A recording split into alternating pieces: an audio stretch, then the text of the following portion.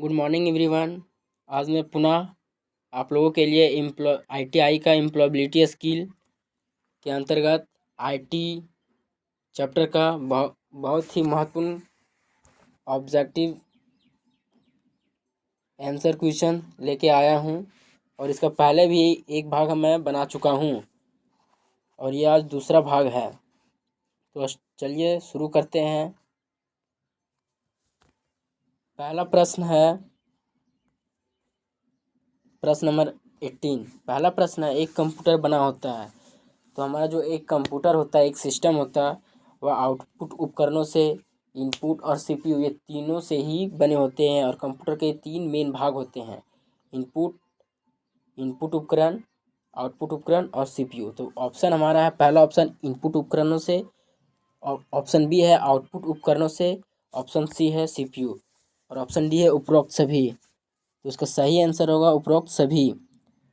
हमारा जो कंप्यूटर है वो इनपुट उपकरणों से भी बना होता है। इनपुट उपकरण, आउटपुट और सीपीयू तीनों से मिलकर बना होता है।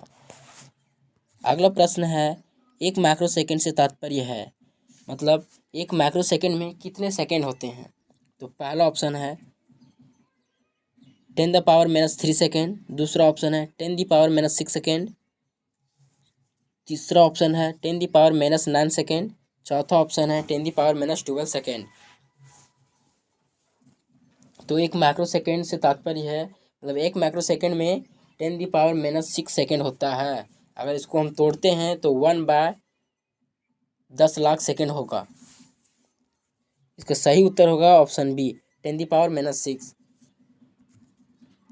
अगला प्रश्न है, विंडो की डेस्कटॉप पर विभिन्न अनुप्रयोगों व डॉक्यूमेंट्स को दर्शाया जाता है।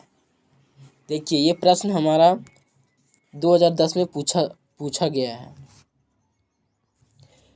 प्रश्न है, विंडो की डेस्कटॉप पर विभिन्न अनुप्रयोगों व डॉक्यूमेंट्स को दर्शाया जाता है। अनुप्रयोगों को इंग्लिश में एप्लीकेशन कहते हैं। तो पहला ऑप्शन है लेबल द्वारा, दूसरा ऑप्शन है आइकन द्वारा, तीसरा ऑप्शन है पेंट द्वारा, चौथा ऑप्शन है कैलकुलेटर द्वारा। तो जो भी डॉक्यूमेंट्स और या फिर एप्लीकेशंस होते हैं उसको हम विंडो की डेस्कटॉप पर आइकन द्वारा हम लोग उसको दर्शाते हैं। तो सही ऑप्शन होगा ऑप्शन बी आइकन द्वारा। अगला प्रश्न है, कमांड का प्रयोग रिसाइकल बिन से पुनः फाइल को वापस लेने के लिए किया जाता है।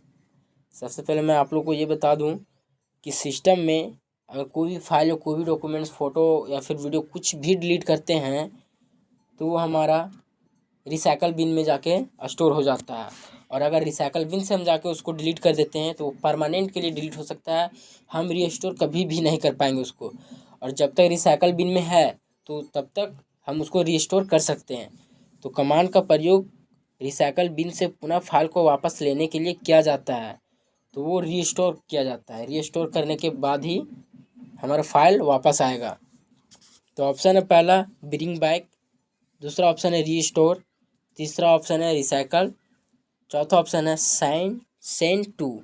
तो हमारा सही उत्तर है रीस्टोर करने के बाद ही हमारा फाइल वापस आ जाएगा रिसाइकल बिन से, ऑप्शन बी।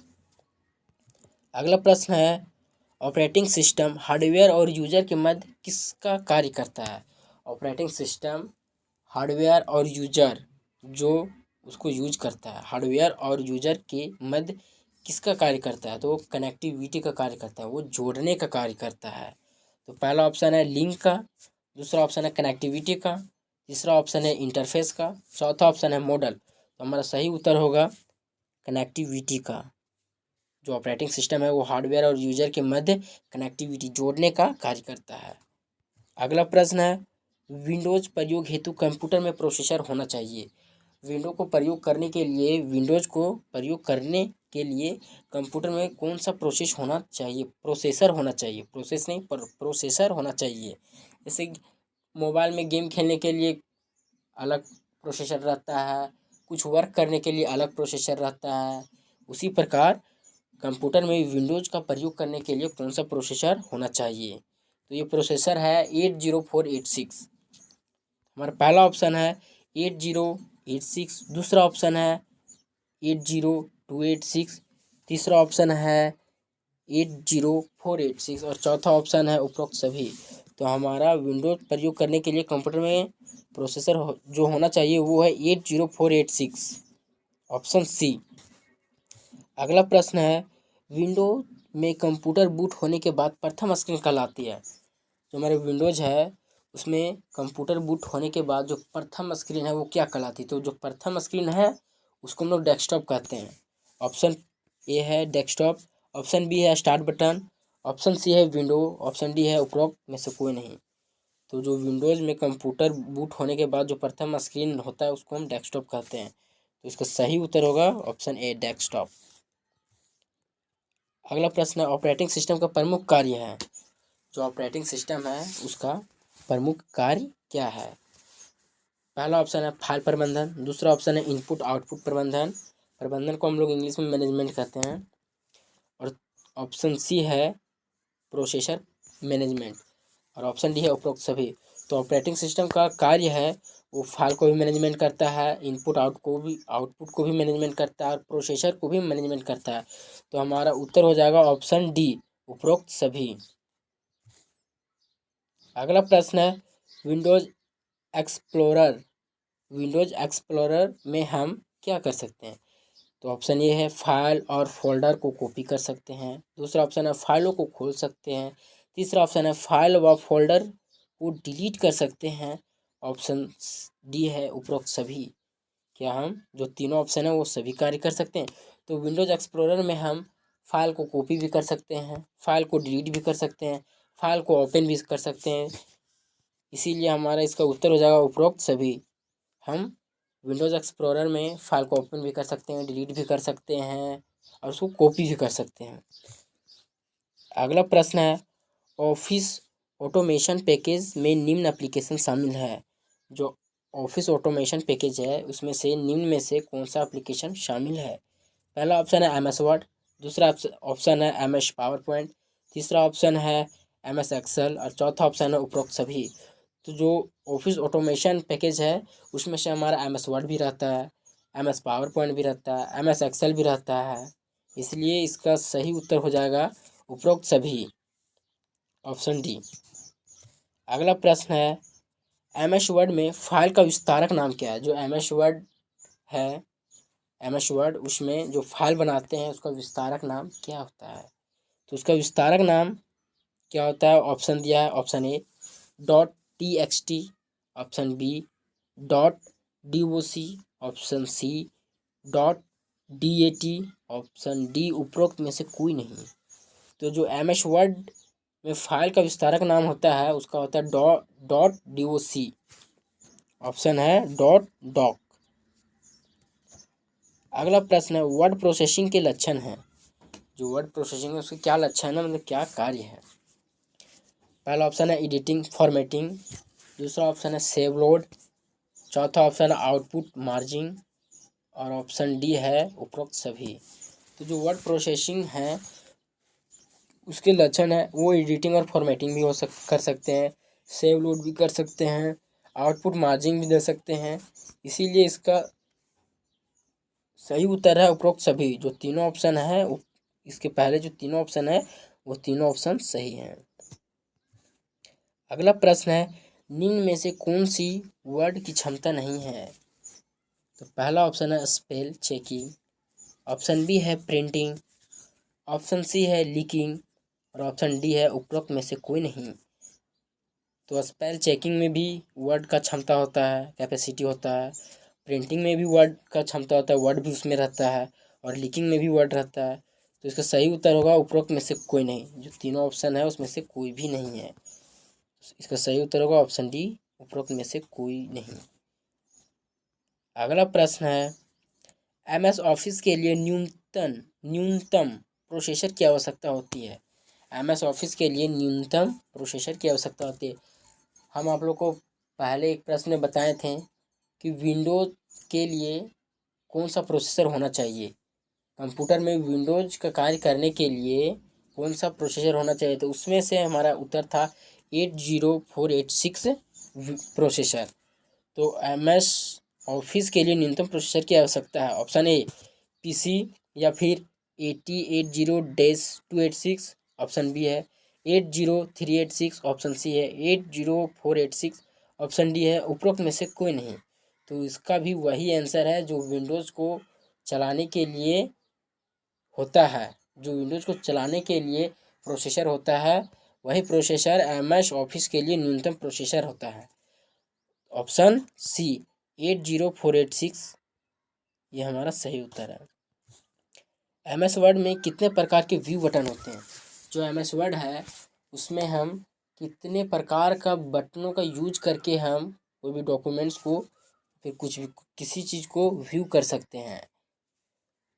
तो पहला ऑप्शन है 1, दूसरा ऑप्शन है 2, तीसरा ऑप्शन है 3 और चौथा ऑप्शन है 4। तो MS वर्ड में 3 प्रकार के व्यू बटन होते हैं जिसके द्वारा हम व्यू कर सकते हैं डॉक्यूमेंट्स को। ऑप्शन सी सही है, 3 प्रकार के व्यू बटन होते हैं उसमें। अगला प्रश्न है, वेबसाइट से कौन से वेब पेज अंतःक्रिया इंटरैक्शन उपलब्ध करवाते हैं? पहला ऑप्शन है स्टैटिक, दूसरा ऑप्शन है प्लेन, तीसरा ऑप्शन है डायनेमिक और चौथा ऑप्शन है उपरोक्त सभी। तो इसका सही उत्तर है ऑप्शन बी प्लेन। वेबसाइट में प्लेन वेब पेज अंतःक्रिया उपलब्ध करवाता है। जो वेबसाइट है उसमें प्लेन वेब पेज अंतःक्रिया उपलब्ध करवाता है। अगला प्रश्न है, किसी संगठन का प्राइवेट आंतरिक नेटवर्क कहलाता है? कोई भी संगठन होता है उसको उस संगठन के अंदर कार्य करने के लिए उसका एक प्राइवेट नेटवर्क रहता है, तो उस नेटवर्क को क्या कहते हैं? पहला ऑप्शन है इंटरनेट, दूसरा ऑप्शन है इंटरनेट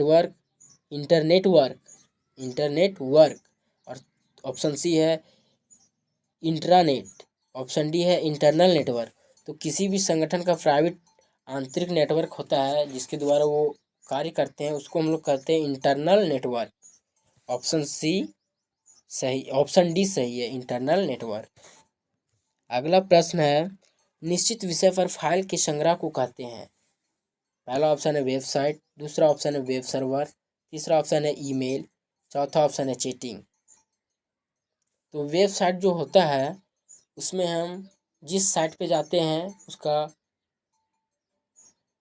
जो भी साइट का जाते हैं, जैसे न्यूज़ के लिए साइट बना हुआ रहता है, गेमिंग के लिए भी साइट बना हुआ रहता है, स्टडी के लिए भी साइट बना हुआ रहता है। तो स्टडी वाला साइट पे जाएंगे तो हम लोग को केवल स्टडी मटेरियल मिलेगा। न्यूज़ वाला साइट पे जाते हैं तो हम लोग को केवल न्यूज़ ही मिलता है। तो हमारा सही उत्तर है वेबसाइट। जो वेबसाइट होता है उसमें एक निश्चित संग्रह होता है। अगर यदि वो न्यूज़ का वेबसाइट है तो उसमें केवल न्यूज़ ही रहता है, अगर कोई गेमिंग का वेबसाइट हो तो उसमें गेम ही रहता है। इसलिए सही उत्तर होगा वेबसाइट। अगला प्रश्न है, सबसे अच्छी वेब आधारित ईमेल सर्विस प्रदाता के रूप में पहचानी जाती है? सबसे अच्छी वेब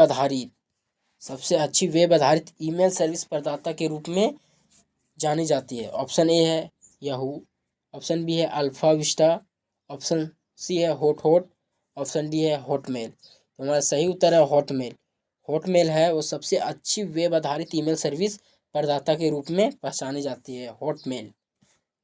अगला प्रश्न है, निम्न में से एक सर्च इंजन है? पहला ऑप्शन है हॉटमेल, दूसरा ऑप्शन है MSN, तीसरा ऑप्शन है इन्फोसिक और चौथा ऑप्शन है मैकफी। तो हमारा सही ऑप्शन है इन्फोसिक। जो हमारा इन्फोसिक है वो एक सर्च इंजन है, जैसे गूगल एक सर्च इंजन है, याहू एक सर्च इंजन है, उसी प्रकार इन्फोसिक एक सर्च इंजन है। अगला प्रश्न है, ब्रेक कमांड से डॉक्यूमेंट में किस प्रकार का ब्रेक दे सकते हैं? जो ब्रेक कमांड है वो डॉक्यूमेंट में किस प्रकार का ब्रेक दे सकते हैं? पहला ऑप्शन है पेज ब्रेक, क्या हम पेज में ब्रेक दे सकते हैं। ऑप्शन बी है कॉलम ब्रेक, या फिर कॉलम को हम रोक सकते हैं। ऑप्शन सी है सेक्शन ब्रेक, क्या हम एक सेक्शन को रोक सकते हैं। ऑप्शन डी है उपरोक्त सभी। तो हम ब्रेक कमांड से डॉक्यूमेंट्स में हम पेज ब्रेक पेज को भी ब्रेक कर सकते हैं, कॉलम को भी ब्रेक कर सकते हैं और सेक्शन को भी ब्रेक कर सकते हैं। इसलिए इसका सही उत्तर होगा ऑप्शन डी। उपरोक्त में से सभी, जो पेज ब्रेक है, कॉलम ब्रेक है, सेक्शन ब्रेक है, ये सभी हम डॉक्यूमेंट्स में कर सकते हैं। आज के लिए इतना ही। इसके बाद मैं इसका अगला पार्ट भी लाऊंगा, बहुत जल्द लाऊंगा।